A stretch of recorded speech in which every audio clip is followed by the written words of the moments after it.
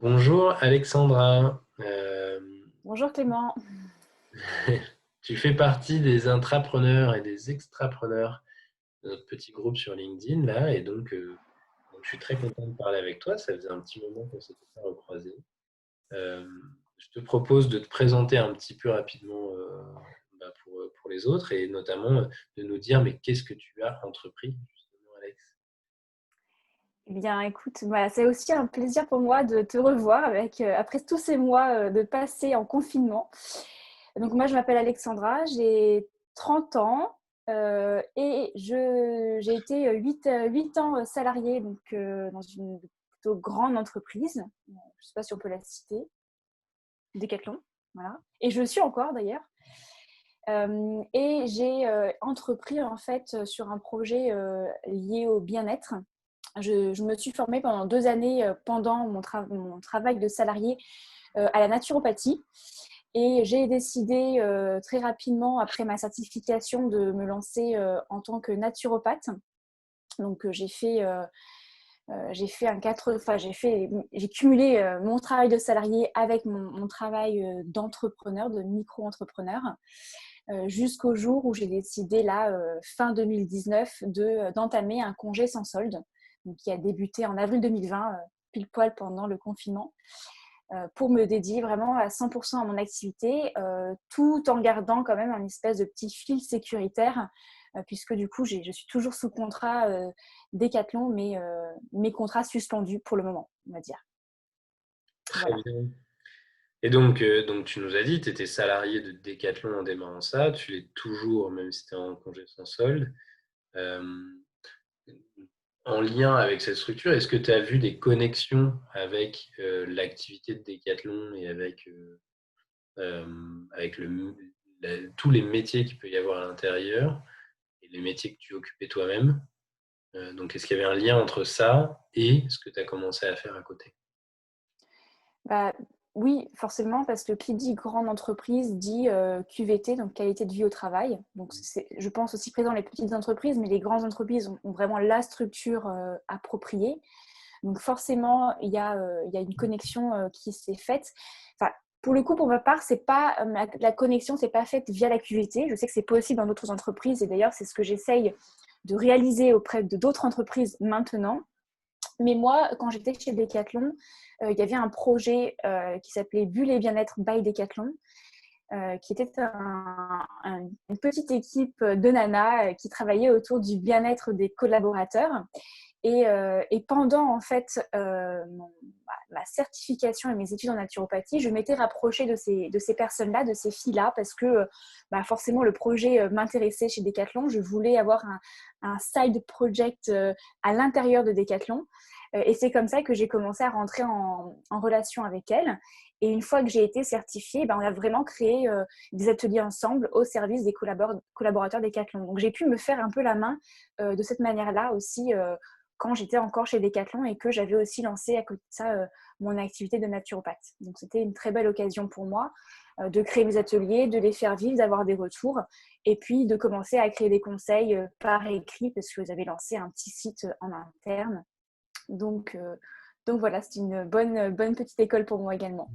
Ouais, tu t'es vraiment fait les dents du coup en interne euh, Ouais, au service d'un projet qui existait en interne et qui avait une vraie utilité pour les collaborateurs. Donc, tout à fait. c'était gagnant pour tout le monde. Et ouais, tout à fait. Tu allais ajouter quelque chose? Non, non, juste que je disais je voulais dire que ce projet-là était vraiment pas très particulier pour Decathlon puisque c'est un projet qui était naissant Mm. avec très peu de moyens, très peu de reconnaissance. Donc, il fallait aussi se battre un peu tous les jours pour faire valoir ce projet. Donc, il y avait un peu un double enjeu pour moi. C'était à la fois de moi me faire les dents, comme tu l'as dit, sur ma nouvelle activité et en même temps, de prouver aussi, de par mon activité et celle des autres personnes dans ce projet-là, que le projet avait un intérêt pour qu'il puisse vraiment prendre de la force au sein de Mm. l'entreprise. Donc, c'était motivant. Et aujourd'hui, Alex, du coup, tu en es où exactement? Tu l'as déjà un petit peu dit. Donc, tu as pris ton congé sans solde. Est-ce que tu es auto-entrepreneur? Est-ce que tu as créé une structure différente? Comment est-ce que ça se passe pour toi en ce moment? Alors, moi, j'ai créé ma micro-entreprise. Du coup, je suis micro-entrepreneur depuis février 2019. Donc, ça fait un peu plus d'un an. Pendant tout 2019, j'étais encore salariée, du coup. Et depuis le 1er avril 2020, je suis en congé sans solde. Donc, je suis dédiée à 100% de mon activité, comme je l'ai dit, avec aucun salaire qui rentre à la fin du mois, hormis voilà, le travail que je peux fournir au sein de mon activité hygiène de vie. Du coup, voilà, je l'ai nommé hygiène de vie. Donc voilà où j'en suis aujourd'hui. Le confinement m'a un petit peu mis des bâtons dans les roues, mais bon, je pense comme beaucoup de personnes, hein, on va pas. Et en même temps, ça a été aussi il y a quelques opportunités. Et ce qui est assez drôle pour moi, c'est que je m'étais notée fin 2019, j'aime bien me faire une petite wish list de choses que j'aimerais entreprendre dans l'année. Et je m'étais dit, je veux développer à 100% mon activité, je veux la développer aussi sans barrière géographique, donc développer mon offre à distance. Je veux aussi toucher plus d'entreprises et pas que Decathlon, donc je veux un petit peu pas couper les vives avec Decathlon, mais essayer de diversifier aussi ma clientèle. Ouais, il y a plein de choses comme ça et le confinement, mine de rien, a permis de booster un peu ça, parce que finalement, le à distance avant était très peu reconnu, notamment pour la pratique de la médecine ou de la médecine douce, etc. Donc, forcément, maintenant, c'est beaucoup plus démocratisé et j'arrive de plus en plus à faire des choses à distance. Donc, je peux me construire aussi à côté de ça un projet personnel plus en accord avec ce que je veux vivre. J'ai pu aussi toucher des entreprises qui, pour le coup, ont aussi développé, eux, des services des offres pour leurs collaborateurs liées au bien-être et aussi à distance. Donc, j'ai pu toucher comme ça une autre entreprise comme AXA, où j'ai fait un webinaire sur l'immunité, alors chose que je faisais avant en physique et uniquement pour Decathlon. Donc voilà, j'ai pu cumuler les deux. À côté de ça, forcément, j'ai plein d'ateliers chez Decathlon notamment qui étaient prévus pour l'année 2020, donc avec un certain chiffre d'affaires lié qui ont été complètement annulés et pas du tout reportés. Donc voilà.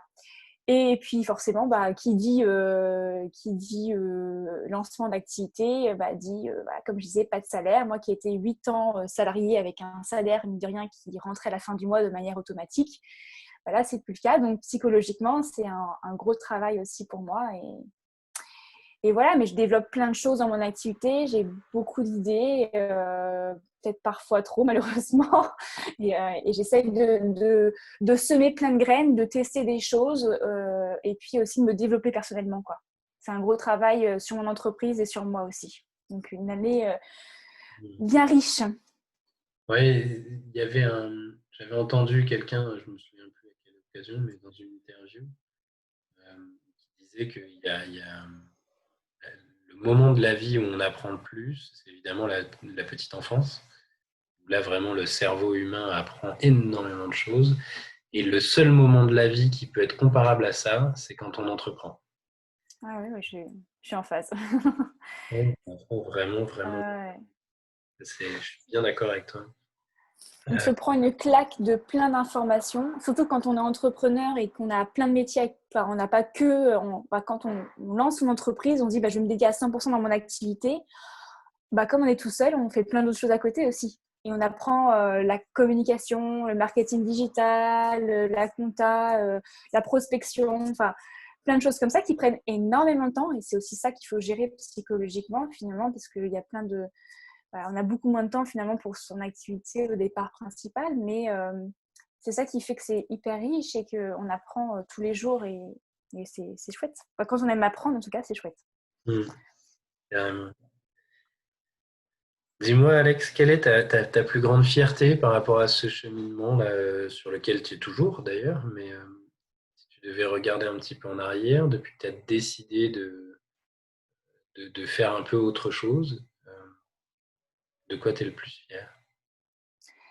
En fait, je suis fière de mettre en action les idées et les projets que j'ai en tête. En fait, la mise en action, pour moi, c'est ma plus grande fierté. Je suis quelqu'un qui, je pense, de par aussi mon profil scolaire, on va dire, vu qu'à la base j'ai un profil d'ingénieur, on apprend beaucoup à réfléchir, etc. J'intellectualise beaucoup de choses. Et je me suis aussi rendu compte que le fait d'intellectualiser beaucoup, parfois empêchait la mise en action. Et je pense qu'il y a un juste équilibre à trouver entre intellectualiser pour prendre, on va dire, meilleure décision à l'instant T, même s'il n'y a pas, je pense, de bonne décision. Il y a juste la meilleure décision que l'on juge à l'instant T. Et puis le passage à l'action, parce qu'il faut la faire vivre, cette idée. Donc voilà, ça c'est ma plus grande fierté. Et d'ailleurs, ça avait démarré bien en amont quand j'avais décidé déjà de démissionner une première fois de Decathlon pour voyager. Et ben, j'ai eu l'envie, je l'ai fait. Ça m'a appris énormément de choses. Et du coup, maintenant, je me base sur cette première expérience-là en me disant, tu as une idée qui te tient à cœur, regarde ce que ça a fait il y a 5 ans. Ça t'a apporté plein de choses. Bah maintenant, il n'y a pas de raison que cette nouvelle idée-là, qui tient à cœur aussi, ne t'apporte pas aussi plein de choses. Donc, c'est aussi rassurant et je me base sur ça. Donc, la mise en action, pour moi, c'est la plus grande fierté. Canon.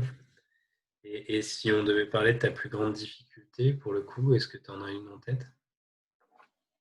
On va dire que j'en ai deux. Je ne sais pas si j'ai le droit d'en mettre deux. Oui. Il y en a une que j'ai déjà abordée et c'est un travail de longue haleine en cours. C'est cette barrière psychologique de la peur financière. Je pense que ça, c'est une grande difficulté que tout le monde vit, en fait, je pense. Après, quand on passe d'un statut salarié à un statut d'entrepreneur, ou en tout cas de chef d'entreprise, on va dire de chef d'entreprise, c'est compliqué parce que on a été habitué justement à cette rentrée d'argent régulière. Donc voilà, ça c'est une difficulté psychologique. Une autre difficulté pour le coup que je souhaite plutôt aborder là, c'est la notion de, je sais pas comment on peut dire ça, d'ultra créativité. Enfin, en tout cas, une fois qu'on lance une entreprise et qu'on est donc passionné par son activité, et ben il y a une multitude d'idées qui viennent bousculer la tête et là c'est le bazar. Moi qui suis quelqu'un pourtant de très organisé, je me perds dans ma tête en fait. Je me perds dans mes idées. Je sais, j'ai envie de tout mettre en place et c'est ça qui est compliqué aussi, c'est de savoir se dire ok, qu'est-ce qui est important, quel est le Pareto, le 20-80. Un jour j'ai envie de faire ça, après je dis non c'est pas bien, faut que je fasse ça. Enfin voilà, c'est pas que ce soit le brouillard, c'est un feu d'artifice en fait, Ouais, qui est compliqué à cadrer. euh, ça pop comme ça, il y a plein de choses qui viennent. Effectivement, moi, ça me parle, cette sorte d'explosion créatrice comme ça, là, de plein Ouais, de choses qu'on pourrait faire, de plein de potentialités. Et malheureusement, on ne pourra pas s'emparer de tout. oui, Quelque chose enfin, moi, je partage cette difficulté-là aussi, tu vois, de choisir, enfin, de renoncer en choisissant. ouais, tout à fait. Il y a ça, il y a choisir et donc renoncer. Et puis, moi, ce qui m'arrive aussi quand j'ai des idées comme ça, je me dis, il faut vite que je la mette en place parce que sinon, je passe à côté de quelque chose. Mm. Or, en fait, clairement, non, parce qu'avant-hier, j'avais pas l'idée et la terre tournait, quoi. Mm. Mais voilà, On est en particulier, toi, ça allait en fait. Mm. ouais. Donc voilà, c'est peut-être l'une de mes plus grandes difficultés aujourd'hui, avec, oui, forcément, la crainte financière qui est plus terre à terre. Mm. Mais ça me parle en tout cas. Dis-moi, est-ce que sur la base des chemins que tu as parcourus là, tu as un enseignement, enfin, voilà, qu'est-ce qui est le plus marquant pour toi, la chose que tu as apprise, qui a le plus d'apport et que tu voudrais partager avec nous? Je pense que c'est ce qui est lié à ma fierté, comme je l'ai dit, c'est le fait de passer un peu de passer à l'action en fait, de pas attendre la perfection des choses pour agir. C'est un peu ouais, c'est certes si on a besoin d'intellectualiser pour se rassurer. Moi, je sais que j'ai besoin, par exemple, de poser des fois des choses noir sur blanc, de peser un peu le pour et le contre.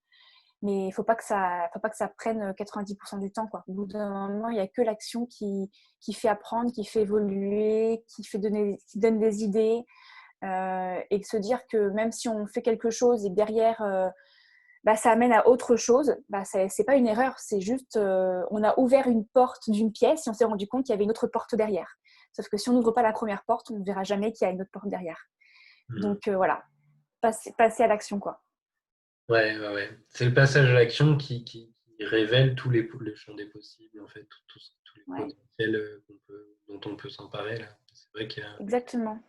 il y a une, excuse-moi, il y a une phrase que j'aime beaucoup qu'un ami m'a répétée qui vient de Bergson, je crois, que c'est quand on pose réellement une intention que les possibilités, que les moyens de l'atteindre se révèlent. Et je trouvais ça assez Ouais. chouette. C'est tout parce à qu'on fait. se met en chemin et qu'on fait un premier pas que ça commence à. Ouais, Mm. ouais. Et Et, puis, je pense aussi, il y a une deuxième chose, si je peux me permettre, c'est voir grand, quoi, aussi. Ça, mhm. c'est compliqué, hein, parce qu'on s'auto-sabote. Mais voir grand, ben, ça permet d'aller encore plus loin et d'ouvrir encore plus les champs des possibles. Donc, faut pas se sous-estimer, faut pas s'écraser, il faut voir grand. Voilà, on a une idée, et ben, on y va, quoi. Et on voit grand. Carrément. Euh, Ça crée une tension en fait. Ça nous pousse à aller chercher un peu plus. Ouais. Si on était dans un petit confort, à se dire bon bah de là où je suis, je peux probablement aller Mm. là-bas. Et puis, quoi. Ça met un peu le feu aux fesses, si je peux me Ouais, permettre. ouais, carrément. Et du coup, voir grand, en lien avec le fait aux fesses, c'est aussi se donner des objectifs ambitieux, mais dans le temps, en se disant à tel moment je veux en être là. C'est ça qui fait que du coup on s'affole en se disant oh là là, mais du coup il faut pas traîner quoi. Là, c'est demain matin en Mm. fait qu'il faut que j'agisse. Ouais. Et en même temps, faut aussi être indulgent avec soi-même et laisser aussi un peu le temps au temps. Donc, encore une fois, tout est question d'équilibre. Et puis, chaque personne aussi agit un peu différemment et accueille les choses différemment. Il y a des personnes qui vont être très sensibles et vont vouloir faire les choses plus lentement. Donc, à chacun son rythme et s'inspirer, ne pas copier et ne pas se comparer trop. Pour ne pas, en fait, amener cette culpabilité-là. La comparaison pour l'inspiration, je pense, est ultra importante, notamment dans le monde du business et de l'entreprise. Après, se comparer pour faire pareil ou pour justement s'auto-juger, voilà, il faut faire attention à que ce ne soit pas néfaste pour soi, quoi. Ouais, et puis on est dans une société où on tourne vite autour de qui est la plus grosse en fait, hein. Donc c'est Mm. assez compliqué, mais c'est vrai qu'on compare beaucoup, enfin, qu'on soit à succès ou à échec, les entrepreneurs, ou enfin, des questions de chiffre d'affaires, des questions de plein de choses qui vont pas. Enfin, c'est pas forcément ça le succès en fonction de ce qui est important pour soi. Mm. Et alors, une petite dernière question pour toi, Alex, c'est, tu vois, on a une petite communauté aujourd'hui, mais je crois qu'on s'approche, on doit être sur une cinquantaine de personnes. Est-ce que tu as une demande à faire à tous les gens enfin, qui s'apprêtent à faire comme toi ou qui ont déjà fait comme toi? Est-ce que là, tu penses à quelque chose, une demande que tu pourrais adresser à la communauté? Un besoin que je pourrais avoir moi, c'est ça que tu veux dire? Par exemple, ouais, ça peut être un besoin. Bah écoute, oui, aujourd'hui, je pense que j'arrive à un moment de mon activité où j'ai un peu la tête dans le guidon. Et bien sûr, je parle beaucoup de mon activité avec mes proches, mon conjoint, etc., mais qui n'ont pas forcément un œil très objectif. Et comme je disais tout à l'heure, j'ai l'impression d'avoir plein d'idées, j'ai l'impression que tout est important et qu'il faut tout faire tout de suite. Et je pense que j'aurais besoin d'un œil un peu extérieur qui a cette notion un peu de stratégie aussi peut-être. Voilà, un espèce de conseil stratégique, un espèce de mentor voilà, pour m'aiguiller un peu plus, pas pour m'aiguiller sur le bon chemin, parce que je pense que c'est moi qui vais trouver le bon chemin, mais juste me remettre un petit peu dans les rails de temps en temps. Voilà, et aujourd'hui, De je pense que prise je de pars un peu recul. dans ouais, une prise de recul et objectif. Ouais. Ok. Et bah, écoute, message envoyé et entendu. Moi, ça me fait penser à des choses, on pourra en discuter. Plaisir. Et je pense que en tout cas, ça me paraît très sain comme besoin, tu vois, de prendre du recul. Moi, c'est vrai que je me suis attaché à garder un coach, par exemple. Mm. J'ai monté un conseil aussi, Mm, mm, mm. de gens qui viennent 4 fois par an pour me dire ce qu'ils pensent de ce qu'on a fait jusque-là. Mm. Donc, très bien. Écoute, si vous avez envie d'aider Alex, vous avez une capacité Mm. à l'aider à prendre du recul, vous savez ce qu'il vous reste à faire. Merci à vous. En tout cas, merci beaucoup, Alex. Est-ce que tu as un petit mot de la fin là, ou sinon on va clôturer tranquillement? Bah écoute, non, moi j'ai été ravie de pouvoir faire cette interview avec toi. C'est un peu la première fois que je passe de l'autre côté du micro, parce que c'est vrai que j'ai tendance plutôt moi à interviewer. C'était vraiment une chouette expérience. Et puis, j'espère que mon expérience pourra inspirer, aider, mais ne vous comparez pas à moi surtout. Effectivement, on ne peut pas se comparer. Et du coup, tu viens de le mentionner, mais c'est effectivement, tu fais des interviews toi-même sous forme de podcast qui tournent plutôt autour du bien-être. C'est ça, hein? Oui, donc j'ai une chaîne de podcast qui s'appelle Hygiène de vie et je réalise alors soit des épisodes en solo, donc je fais beaucoup d'épisodes solo et j'y inclus également des interviews, que ce soit des thérapeutes, des personnes qui ont eu des expériences, des maladies, etc., ou même des entrepreneurs et voir comment justement ils arrivent à mêler entrepreneuriat, business et hygiène de vie. Mm. Donc le thème est plutôt autour de l'hygiène de vie et de la santé naturelle, mais finalement c'est assez large. Et comme je suis aussi très dans l'entrepreneuriat, j'aime bien mêler les deux. Je trouve ça intéressant. Voilà. Ben, très bien. Eh ben, merci beaucoup, Alex. Et puis, à très Merci bientôt. Clément. Au revoir. Bonne journée.